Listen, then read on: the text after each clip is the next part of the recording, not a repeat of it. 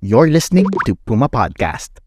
Yung struggle natin for a livable planet and the struggle for inclusion, human dignity ay isa lang. And layo ang sinasabi, we don't have to wait for the rain just to see the rainbow. We can definitely build a future where everyone, regardless of who they are or who they love, can survive, thrive, and belong. For Filipinos, the month of June offers a dual celebration. Globally, it is recognized as Pride Month, dedicated to commemorating the identities, contributions, and long standing struggles of the members of the lesbian, gay, bisexual, transgender, and queer communities around the world. June is also celebrated as the Philippine Environment Month, coinciding with the World Environment Day on June 5th. Formally declared through a presidential proclamation in 1988, the month is designed to heighten environmental awareness among Filipinos and support efforts on environmental action and protection. Yet the struggle for pride and the fight for a livable planet are not exactly separate. I am Josette Enano, and you're listening to Teka Teka. For this episode, I speak with Jefferson Estella, a queer climate activist, to help us unpack the intersections between the fight for queer visibility and our collective survival amid the climate crisis. I'm Jefferson Estella. Ako ay isang Filipino queer intersectional climate activist, environmentalist, urbanist, and a freelance architectural designer. My work centers on people, place, and stories that shape collective climate action. And yung practice ko spans from community organizing, movement building, policy advocacy, and storytelling. I'm exploring yung intersections ng climate justice, queer visibility, and sustainable cities. How I got here sa advocacy is because of a personal story. When I was younger, my family and I suffered from a storm, yung Ondoy nung 2009, and that's really the pivotal moment of my journey, why I am in the environmental or climate space. This journey has been really kumbaga, liberating for me, because being a queer or budding in the environment and climate space, I just actually recently incorporated it in my introductions, when I have events. And I found out, especially sa mga younger people na nakakasalamuha ko dito sa mga events, na they felt safe hearing the word queer. And I feel like because they know that they can relate to me, as also part of the community. And of course, I still recognize that I still carry certain privileges. I'm queer, yes, but I know that my experience is different from many people in the LGBTQIA plus community. So I think that's really what puts me here, to really mainstream yung queer visibility in the climate justice movement. Maraming salamat, Jeff. I'm really excited for our conversation. And it's really quite timely, no, this discussion that we're going to have kasi it is the month of June, and June is celebrated as Pride Month, but also specifically for the Philippines, it's also the Philippine Environment Month. So maraming reasons to celebrate, but also maraming reasons to look back at where we are in terms of our wins and what the path is ahead pa for our struggles, no? So zooming in on, the work that you do, let's talk about, the climate crisis and how it affects everyone and in the Philippines and Filipinos in particular. So we all know that, of course, the impacts of climate change affects everyone, although not in equal terms. So how does climate change and, its impacts from extreme weather, slow onset events affect the queer community, the LGBTQIA community specifically? And does it differ from, I guess, the experiences of people who are straight or cisgender?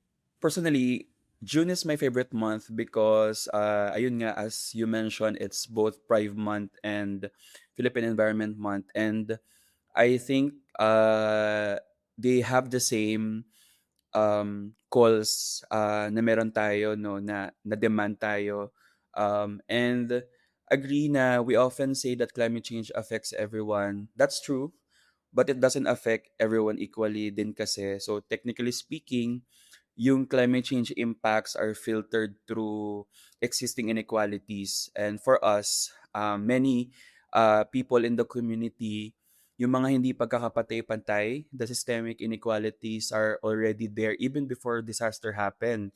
Even before pa mangyari yung bagyo or yung tagtuyot or yung baha. For example, siguro ay tulad ng systemic problem sa data collection.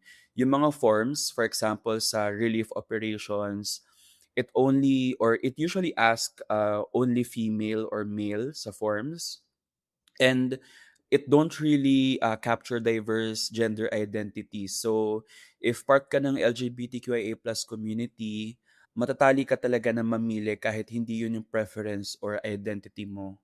And what hurts more about this, we sometimes forget that people are never just one thing. It's not simply are you gay or not. What if bakla ka tapos mahirap ka?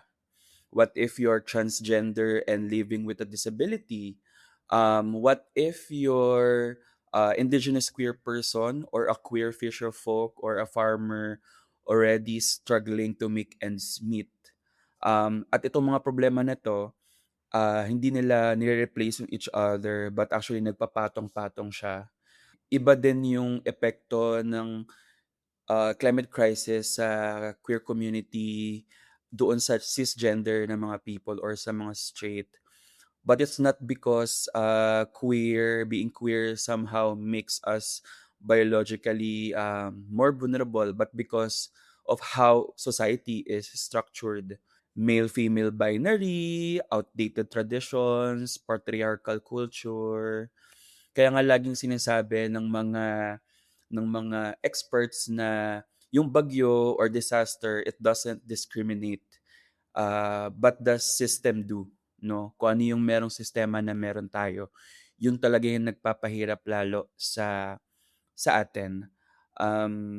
That's why I always emphasize yung intersectionality kasi nga the climate crisis doesn't affect identities separately. Kumbaga, it actually compounds pa nga. And being queer may expose you to discrimination. Being poor may limit you to evacuate or recover. Having disability may make accessing shelters or relief more difficult.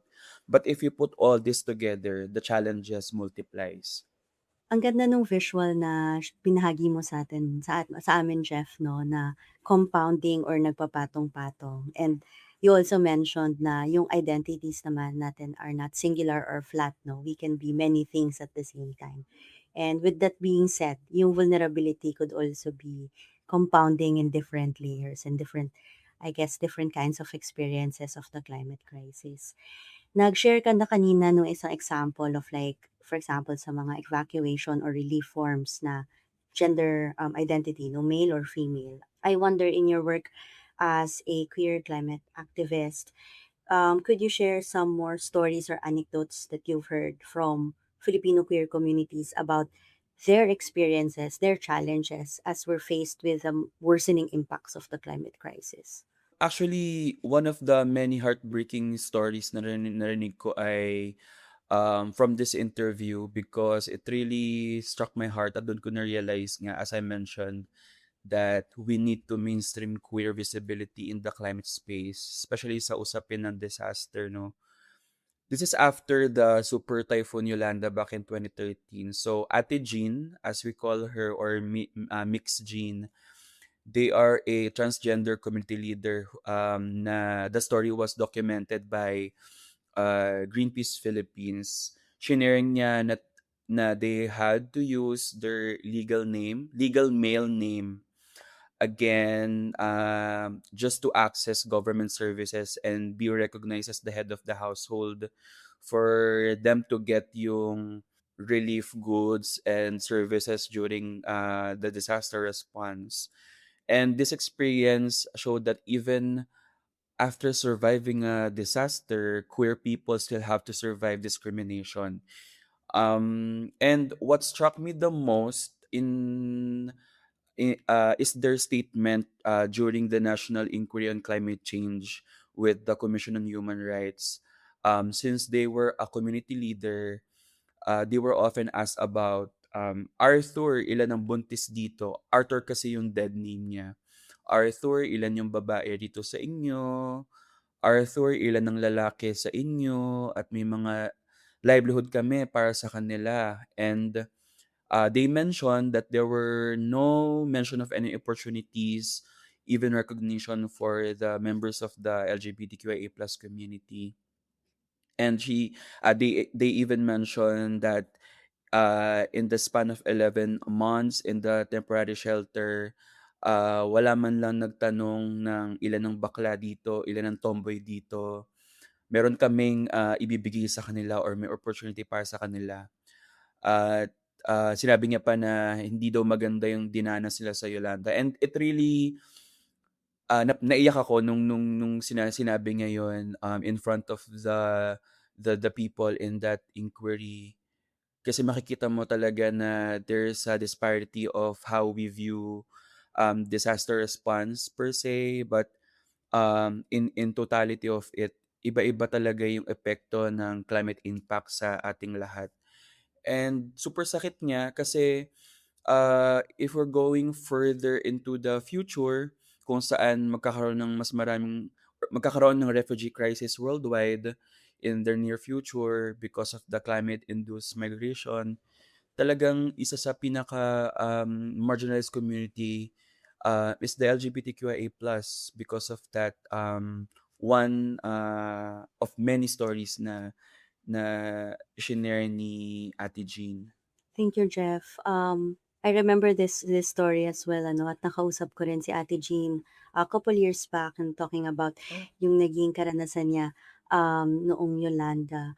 But maybe just to probe a little bit further on that, siguro sa mga hindi fully nakakapag-identify dito sa mga stories na binabahagi mo sa amin today, ano ba yung kahalagahan na queer members of the queer community are recognized for the gender preference that they have? Siguro kasi yung question maybe ng mga ilang nakikinig ay, well, ano ba yung magiging kaibahan ng trabaho or opportunity na pwedeng i-extend sa someone na identifying as straight and someone na identifying as queer, 'di ba? At the end of the day, trabaho pa din 'yon. So ano yung kahalagahan na may mga distinction at recognition sa panahon na ganito na halimbawa, for example, specifically sa post disaster recovery? That's a very important question to ask because of course ngayon pa lang din talaga na may mainstream no yung mga ganitong distinction, especially sa sexual orientation and gender identities. But siguro yung pinakasimpleng sagot ay kapag mas eksakto at mas alam natin yung specific preference ng isang tao, ay mas mabibigay natin yung kanilang specific needs. No, that's the simplest answer that I can give.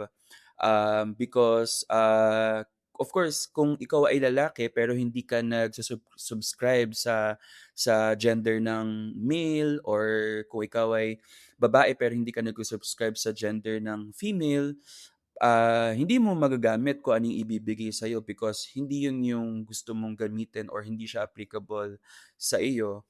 So, one specific na pwedeng practice or situation ay, uh, for example, um, yung sa mga kapatid natin sa transgender community, um, 'pag may baha or bagyo, evacuation centers can be unsafe space. Kasi sleeping arrangements, kumbaga may details kung paano yung arrangements and yung bathrooms, no? What if dalawa lang yung bathrooms and alam naman natin na maraming issues on saan ba sila gagamit, whether it should be sa male ba or sa female. So kaya may proposal na dapat may third gender bathroom. And of course, dahil emergencies ito, meron ding disruptions in terms of gender affirming care. What if kailangan nila ng hormones or HIV medications or other medical medications na cannot be given because may disruption nga because of the disaster. So iilan lang ito sa marami pang examples no na kaya mahalaga na itinatanong natin details by details na para mas eksakto yung maibigay natin na assistance sa mga tao. Ang ganda ng mga examples na binahagi mo 'no, Jeff, and I think it also speaks talaga dun sa need to have more robust data and data collection, especially as we're facing itong mga impacts of climate change. And speaking of, putting, queer community into that visible space, I wanted to zoom out a little bit. So siyempre yung kinakaharap naman natin sa climate crisis ay hindi lang problema ng Pilipinas, but it's a global, it's a planetary challenge, no? So you're very also active in the negotiation space, and later in this year uusap-usap na naman ang mga world representatives, no, to look back at where the gains that we've had, but also the work that needs to be done to help those that are most vulnerable to climate change. So I'm wondering, based on your experiences in this space, are the lives, identities, experiences of the queer communities reflected at all or present at all in climate texts and negotiations? And I guess while we're thinking of the global, bring it also back to the local naman after makapagbahagi ka. Is the LGBTQIA community present in Philippine climate plans and policies as well? I think the answer is both yes and no. In a sense na at the global level, may progress naman. I think because we are in a modern society na din, marami ng, ayun nga, as mentioned, distinction and mas updated yung mga data and researches. So, in the climate negotiation, language around gender, human rights, and social inclusion has become stronger in the past years.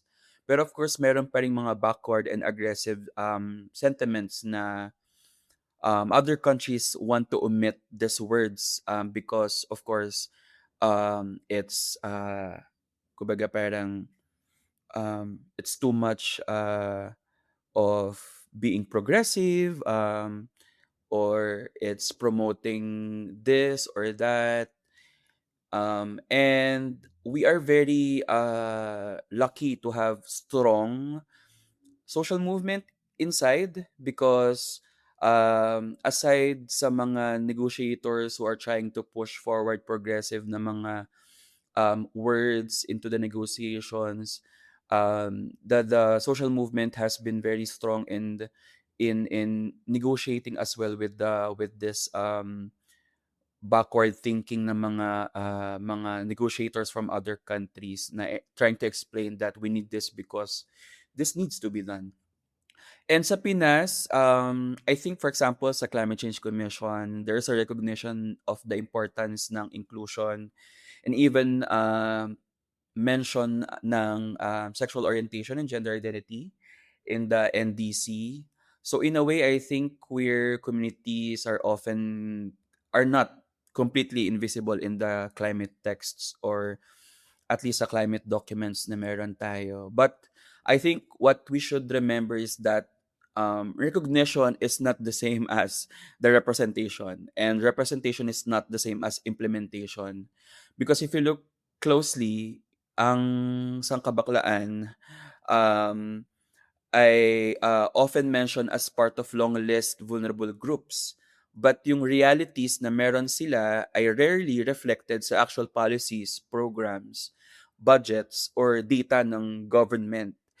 while we acknowledge that there is an emphasis on gender responsive climate action, which has understandably focused on women, which is very, very important.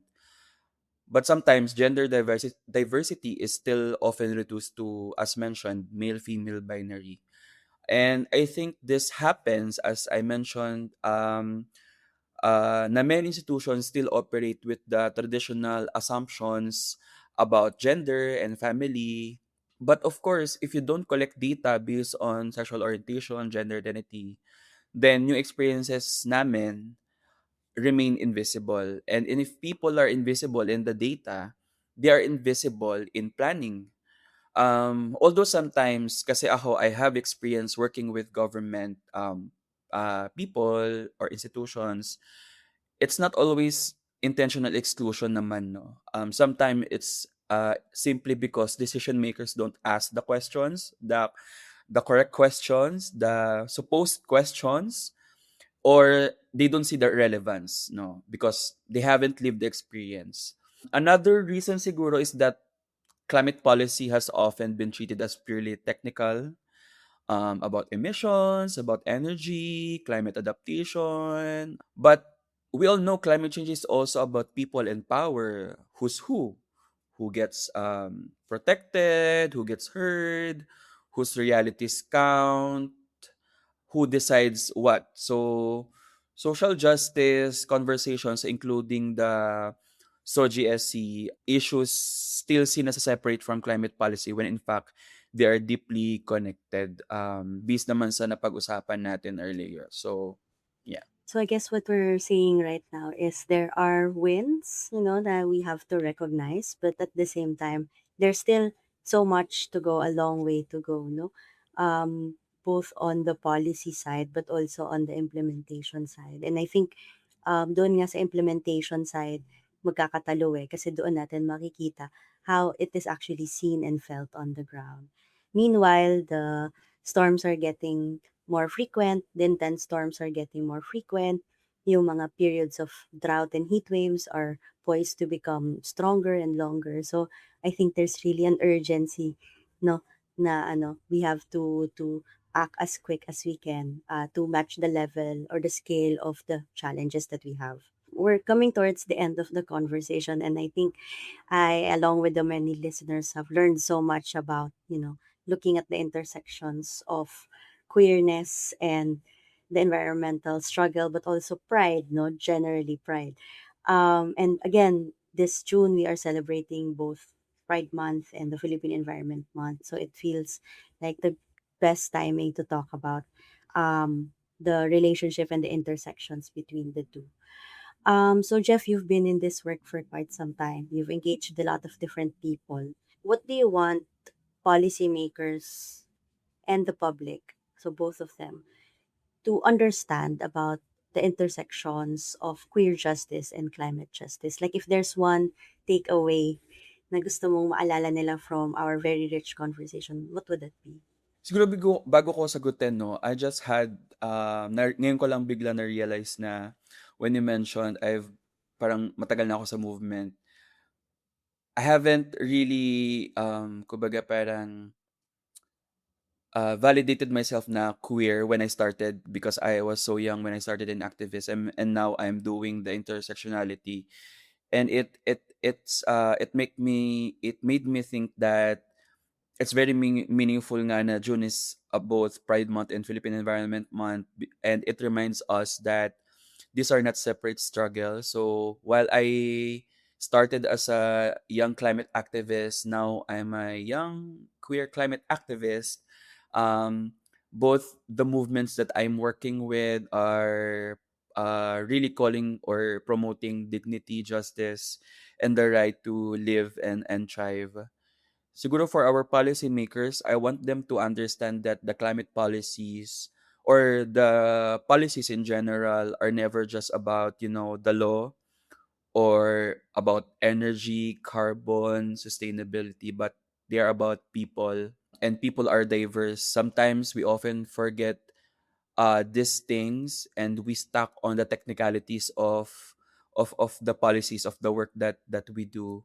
So if we truly believe in leaving no one behind, then our plans, our disaster responses, our adaptation measures must be reflected on the realities of the long list of vulnerable sectors sa bansa, and they should not be treated as an afterthought but as partners and decision makers. And of course dapat hindi tokenize no yung participation of the marginalized sectors. For the public, I think and I hope that we can move beyond the question of what does being queer or budding bakla tomboy have to do with climate change, and instead ask a better question on how do we build a future where everyone can live with dignity. Because for me, or for every one of us, climate justice and queer justice are both struggles against the system that tell some people they matter less than others. And as a queer person myself, we know what it means to imagine futures that others once thought impossible. We know what it means to build chosen families, practice care, and create communities where everyone belongs. And they are exactly the values we need to face in the we need in the face of the climate crisis. Siguro, addition din na I want to challenge the notion that pride is only about celebration and Environment Month is only about planting trees. I think both are about imagining and fighting for the kind of the world we want to live in. A world where no one has to choose between safety and being themselves. Um, Isang mundo na development does not come at the expense of the people and the planet. Um, a world where love, care, and solidarity are stronger than greed and exclusion. And perhaps that's the message I want to leave people with this month. Kasi patapos na rin yung Pride Month. Yung struggle natin for a livable planet and the struggle for inclusion, human dignity ay isa lang. And layo ang sinasabi, we don't have to wait for the rain just to see the rainbow. We can definitely build a future where everyone, regardless of who they are or who they love, can survive, thrive, and belong. It wasn't too long ago when queer visibility and celebration seemed far out of reach. Today, while the struggle for genuine representation and recognition remains, there are many wins to be celebrated. We see many younger Filipinos embracing their identities, and more allies and champions advancing the recognition of diverse sexual orientation and gender identities across public and private spheres. And while we continue to face the challenging impacts of the climate crisis, there are many reasons to hold out hope, and far more reasons to lend our voices and act for a livable planet where no one is left behind. The challenge now is how we can continue to celebrate and collectively act beyond a single month. Ang sabi nga nila, malayo pa, pero malayo na. Again, this is Gisette Enano, and you've been listening to Teka Teka. Our producer is Trisha Aquino. Audio for this episode is edited by Anthony Tobias. For more Teka Teka, follow us on Spotify or subscribe to Puma Podcast on YouTube. Maraming salamat po.